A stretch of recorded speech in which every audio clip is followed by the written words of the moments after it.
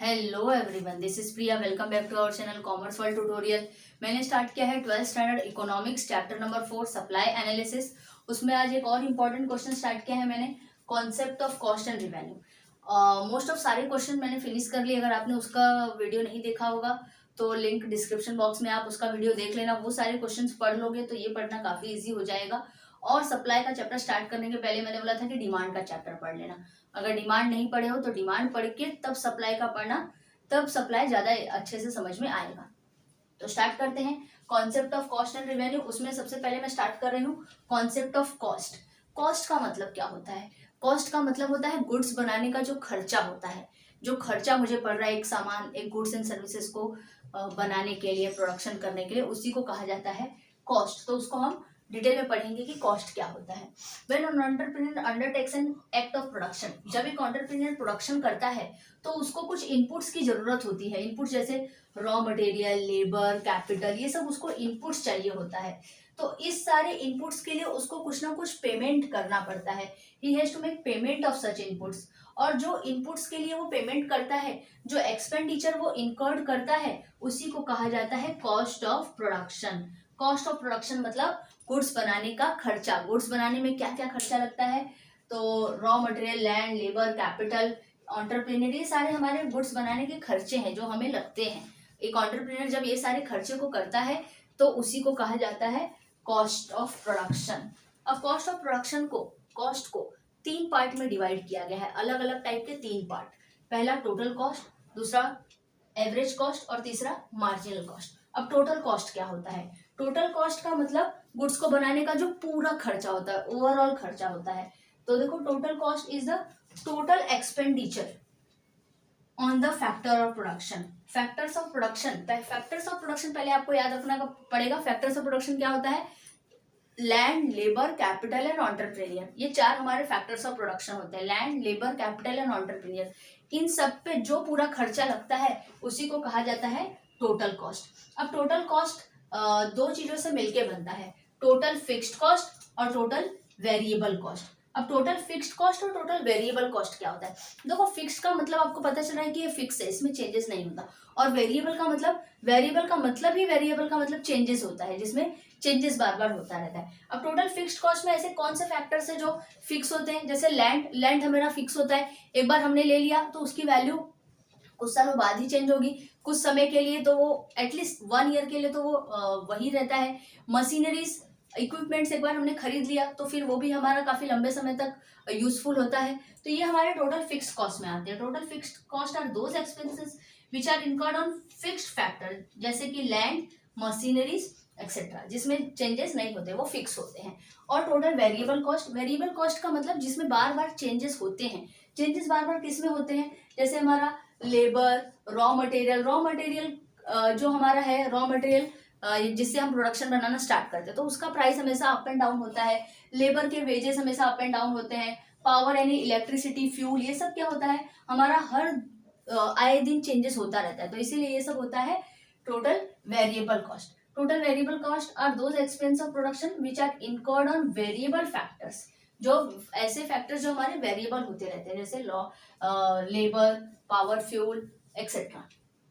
तो total cost आपका दो चीजों से मिलके बना है, टोटल फिक्स्ड कॉस्ट और टोटल वेरिएबल कॉस्ट। फिक्स्ड मतलब फिक्स, जिसमें चेंजेस नहीं होता, मशीनरी एंड लैंड। और वेरिएबल मतलब जिसमें चेंजेस होते हैं, raw material, power, fuel etcetera. तो इससे हमारा टोटल कॉस्ट मतलब गुड्स बनाने का टोटल खर्चा। अब उसके बाद नेक्स्ट आता है अपना एवरेज कॉस्ट।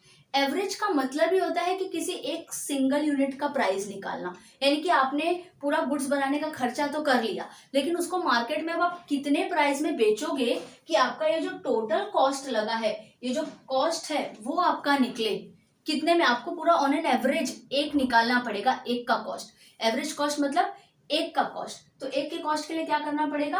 एवरेज कॉस्ट का फॉर्मूला लगा के एवरेज निकालना पड़ेगा। एवरेज यूनिट यानी कि एक यूनिट का कॉस्ट निकलेगा, जिसकी वजह से फिर हम मार्केट में अपना पूरा सेल करेंगे, तब जाके हमारा पूरा जो एक्सपेंस है वो कवर होगा और हमें प्रॉफिट होगा। तो average cost refers to cost of production of per unit, एक यूनिट का, यानी एक गुड्स का प्राइस निकालना। It is calculated by dividing total cost by total quantity. ये कैसे निकाल सकते हैं हम, जो हमारा टोटल कॉस्ट लगा है और जो हमने टोटल क्वांटिटी प्रोड्यूस की है। तो सपोज कर लेते हैं कि हमारा टोटल कॉस्ट कितना लगा है, टोटल कॉस्ट लगा है हमारा 1000 रुपीज। तो यानी 1000 लगा के हमने अपना पूरा गुड्स बनाया है। और कितना यूनिट बनाया है, टोटल क्वांटिटी बनाया है हमने 50 क्वांटिटी बनाई है। तो अब देखो कैसे होगा, 20, यानी कि 20 रुपीज पर यूनिट हमें सेल करना पड़ेगा। 20 रुपीज पर यूनिट, यानी कि जो एवरेज कॉस्ट मतलब एक यूनिट का कॉस्ट निकालना। तो एक यूनिट का कॉस्ट कैसे निकलेगा, जो हमारा टोटल कॉस्ट लगा है उसको हम डिवाइड करेंगे तो टोटल प्रोडक्शन से, जो हमने क्वांटिटी प्रोड्यूस किया है टोटल क्वांटिटी से। Average cost is equal to total cost upon total quantity.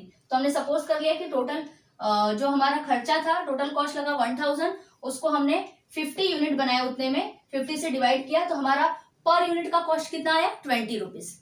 Next आता है आपका मार्जिनल कॉस्ट। मार्जिनल का मतलब ही देखो एक्स्ट्रा होता है। मार्जिनल का मतलब ही हमेशा याद रखो कि मार्जिनल का मतलब होता है एक्स्ट्रा। कुछ एक्स्ट्रा प्रोडक्शन करेंगे तो एक्स्ट्रा खर्चा आएगा। ये टोटल कॉस्ट था, ये एवरेज कॉस्ट था। अब मार्जिनल कॉस्ट मतलब अगर मैं मान लो मैंने 50 यूनिट बनाया है तो 1000 रुपीज लग रहा है, लेकिन अगर मैं 60 यूनिट बना रही हूँ तो अगर मैं 60 यूनिट बना रही हूँ तो ऑफकोर्स प्राइस बढ़ जाएगा, 1200 हो जाएगा, प्राइस बढ़ जाएगा। तो वही है कि अगर हम एक्स्ट्रा बनाएंगे तो एक्स्ट्रा खर्चा लगता है। Marginal cost is a net additional यानी एडिशनल हो रहा है मेड टू टोटल कॉस्ट। जो मेरा टोटल कॉस्ट लग रहा था 1000, इसमें एडिशनल लगेगा by producing one more unit of output, जिससे अगर मैं और भी प्रोडक्शन कर रही हूँ, अगर मैं और ज्यादा मोर यूनिट प्रोड्यूस कर रही हूँ, जैसे मैं पहले 50 यूनिट प्रोड्यूस कर रही थी, अब मैं 60 यूनिट प्रोड्यूस कर रही हूँ, तो ऑफकोर्स खर्चा तो बढ़ जाएगा। तो उसका फॉर्मूला है marginal cost is equal to total cost minus total cost of previous quantity, जो हमारा पहले लगता था। मान लो हमारा क्या है, जो अभी जैसे पहले मेरा कितना लग रहा था, 1000 रुपीज लग रहा था, और अब जो मैं कह रहे 60 यूनिट बना रही तो कितना लग रहा है, अब मेरा 1200 लग रहा है। ये नया वाला और ये प्रीवियस वाला, न्यू और प्रीवियस 1200। तो एक्स्ट्रा कितना लग रहा है मेरा, 200 रुपये एक्स्ट्रा लग रहा है, क्योंकि मैं 50 यूनिट और 10 यूनिट और एक्स्ट्रा बना रही हूँ। तो अगर हम जितना एक्स्ट्रा प्रोडक्शन करते जाएंगे उतना एक्स्ट्रा हमारा कॉस्ट बढ़ते जाएगा। उसी को कहा जाता है मार्जिनल कॉस्ट, यानी कि जितना आप प्रोडक्शन करोगे एक्स्ट्रा, उतना एक्स्ट्रा आपका बढ़ते जाएगा। तो यहाँ पे आपका ये कॉन्सेप्ट ऑफ कॉस्ट खत्म हुआ है। कॉस्ट मतलब गुड्स बनाने का खर्चा, उसको 3 पार्ट में डिवाइड किया, टोटल कॉस्ट, एवरेज कॉस्ट और मार्जिनल कॉस्ट। एवरेज कॉस्ट को फिर से 2 पार्ट में डिवाइड किया, total fixed cost, total variable cost, उसके बाद एवरेज कॉस्ट यानी पर यूनिट, और उसके बाद मार्जिनल कॉस्ट यानी कि एडिशनल कॉस्ट। अगर एडिशनल खर्चा करेंगे, एडिशनल प्रोडक्शन करेंगे तो एडिशनल कॉस्ट भी बढ़ेगा। तो यहाँ पे आपका ये टोटल कॉन्सेप्ट खत्म हुआ है कॉस्ट का। आई होप कि आपको समझ में आया होगा। तो लाइक, सब्सक्राइब, शेयर करना ना भूलना। Thank you.